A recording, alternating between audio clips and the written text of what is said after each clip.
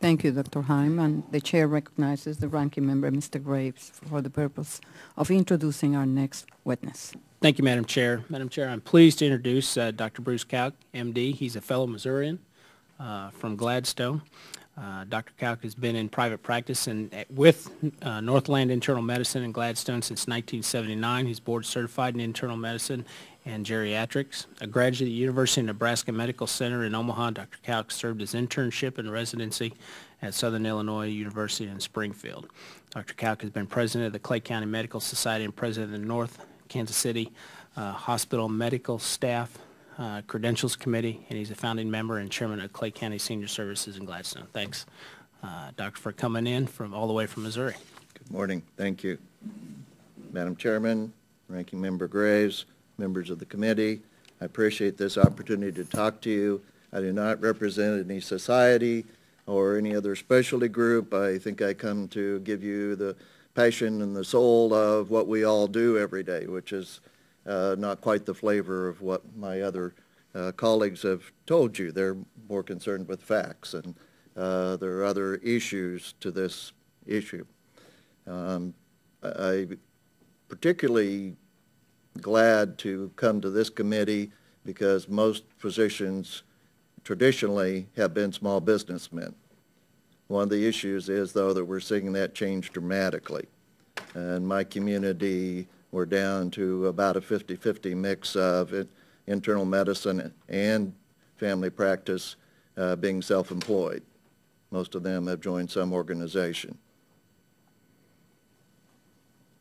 Again, I say I'm a traditional internist. That means I do everything. I go to the hospital, I have an office practice, I have a nursing home practice. Recently, because of some of the budget issues, I've added a long-term acute care practice. So I know you're all aware that physicians are an evolution and internists are an evolution particularly. We have hospitalists, we have people who just do office work, we have people who do none of that, who don't practice active care. There are many things that physicians can do now. So there are many other opportunities competing for active practice.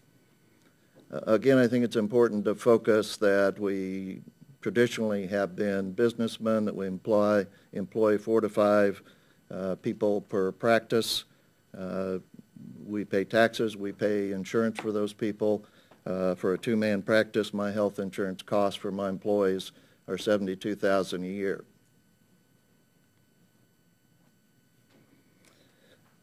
I bring evidence to you that this shortage has been going on since the 1950s, when my retired partner got a call after the funeral of one of his patients saying, "One of your patients died. Can I come to your practice?" So that brings us to the shortage. I think we all agree there is a shortage. I'm happy to hear that in all parts of medicine, but particularly primary care. Why has that happened? I think there are a number of factors: the evolution, the competition, other venues, the number of hours worked. I'd give you mine, but you wouldn't believe them. Quality of life becomes an extremely important issue for all of us. We look at comparison to medical peers. That's been talked about. The difference between primary care and subspecialty reimbursement is $3.5 million over your working lifetime. You look at comparison of my neighbors. They all work a 40-hour week. I work a 60-hour week, and then I'm on call. I'm responsible every minute, 80 hours. That's a great difference in quality of life. Then we wonder why people don't want to go into medicine, don't want to go into primary care. On top of that, we're asking people in primary care to do a great deal of gatekeeping. I have to personally sign numerous documents allowing other people to be paid. This takes approximately 30 minutes every day. I have to employ one full-time employee to take care of medicine issues, pre-authorizations with insurance companies.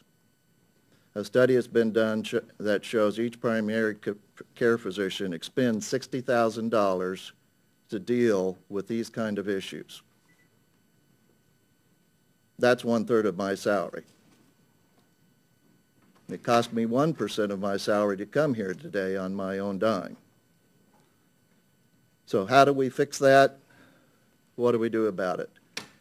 We've said that physician extenders haven't been helpful. They go on into subspecialties. We're working on equalizing reimbursement, but the budget is an issue.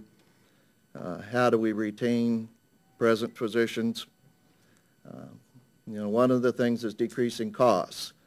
Primary care can do that. They've been shown to do that.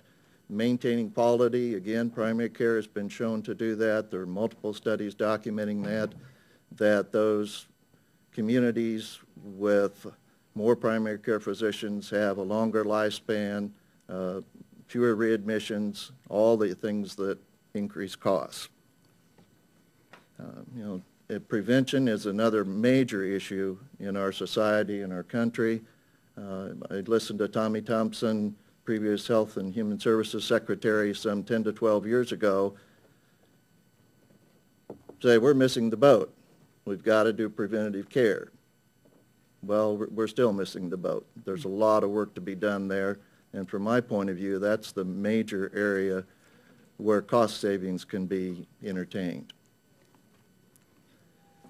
Dr. Kauk, time is expired, Okay. and since we have a bill on the floor, so I would like to go to the questions, and then in the question and answer period, if you want to expand any thought that you might not haven't been able to make, All right. you would Thank be you. welcome to do so. Thank you Thank all. you very much.